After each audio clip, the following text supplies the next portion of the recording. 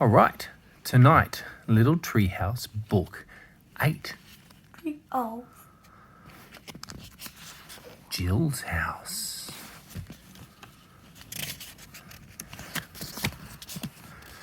Hi, I'm Andy. I live in a treehouse with my friend Terry and we make books together. I write the words and he draws the pictures. Hi, I'm Terry. I live in a treehouse with my friend Andy and we make books together. I draw the pictures and he writes the words. Hi, I'm Jill. I live in a house full of animals in the forest near my friends Andy and Terry. I like animals and solving problems and doing puzzles. And I'm Silky. I'm a catnary and I can fly. And I'm Jill's favourite pet. If you're like most of our readers, you're probably wondering why we are all looking so happy. Well, we're excited because Jill has just invited us to her house for a sleepover. Fiddlesticks. What me? Jill's house may look small on the outside, but it holds a lot of animals on the inside. Turn the page and you'll see what I mean. There's her little house. Whoa! The horses are playing cards. The bunny rabbits are playing chess. The goat is reading a book. The cow's reading a book.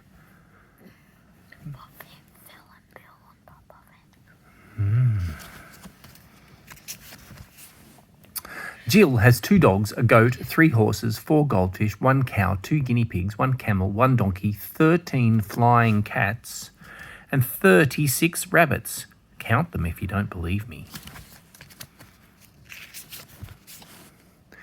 You'll be sleeping in here, says Jill, taking us into a bedroom just off the living room.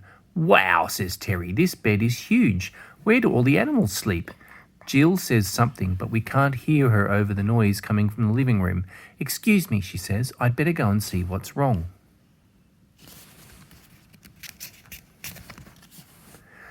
Jill goes back into the living room. Terry and I watch through the door. Bash, bite, jump. What's going on in here, says Jill. The animals all freeze. One of the horses raises its front leg. Yes, Curly, says Jill. No, says Curly. No. A butterfly, says Jill, translating.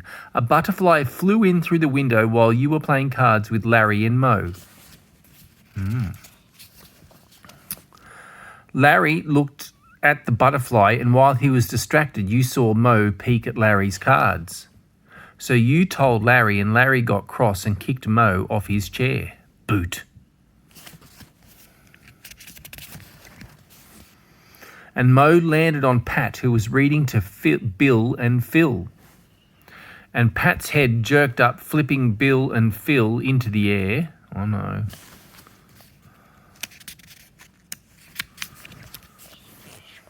And Bill landed on the bench and knocked the goldfish bowl, which fell onto Fluffy's head. Phumph.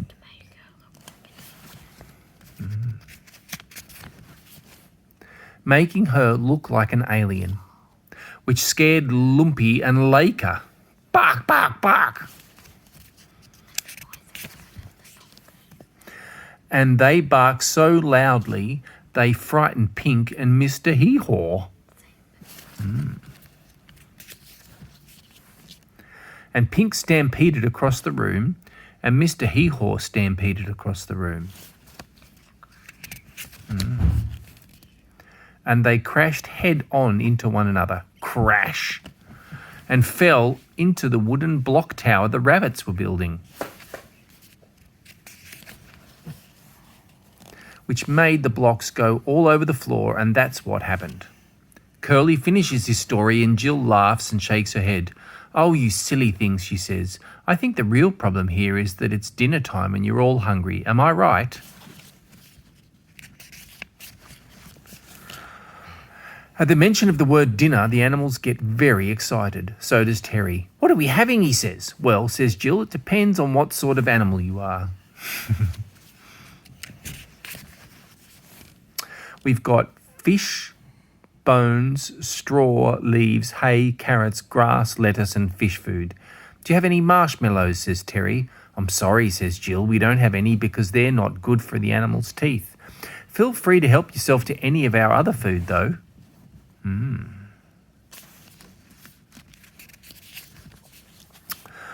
I look at Terry. He looks at me. We may not be able to understand animals like Jill can, but we can understand each other, and what we are both thinking is, we don't like any of those foods, especially not grass. But it doesn't really matter because when Jill bangs the dinner gong, all the food is eaten in about 30 seconds flat.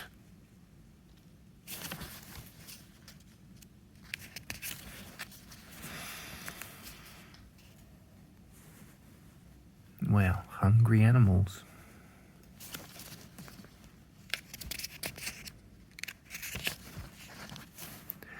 After our no dinner, we all play a game of pin the tail on Mr. Hee-Haw. Poor Mr. Hee-Haw. Which is fun until Terry accidentally pins the tail on Mr. Hee-Haw's nose and Mr. Hee-Haw gets mad and bites Terry on the hand. Ouch! Chomp.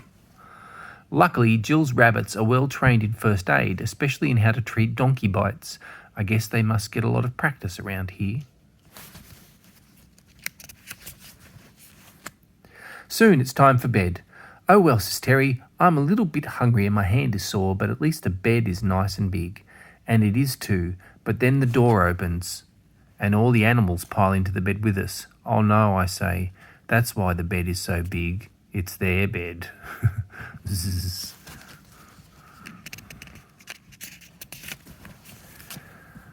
I don't know if you've ever tried to sleep in a bed full of animals, but I sure wouldn't recommend it. The horses have galloping dreams. The rabbits play hide and seek in the blankets. The dogs howl in their sleep. And the goldfish play punk rock all night long. I don't know how, but their bowl ends up in the bed with us as well. Things aren't any less crowded in the morning either. Jill's house only has one toilet. Oh no. And one shower. And breakfast is one bowl of porridge. Sure, it's a big bowl, but it's animal flavoured. Yuck! Nippers. You know, says Terry, I like Jill's house, but there's no place quite like home. You're right about that, I say. I really miss the treehouse. Would you like to stay again tonight, says Jill. That would be fun, I say. But why don't you all come to the treehouse and we can have a pyjama party in our new pyjama party room? I'd love that, says Jill, and I'm sure the animals would too. You love Professor Stupido. Jessie, stop. And so we do. The end.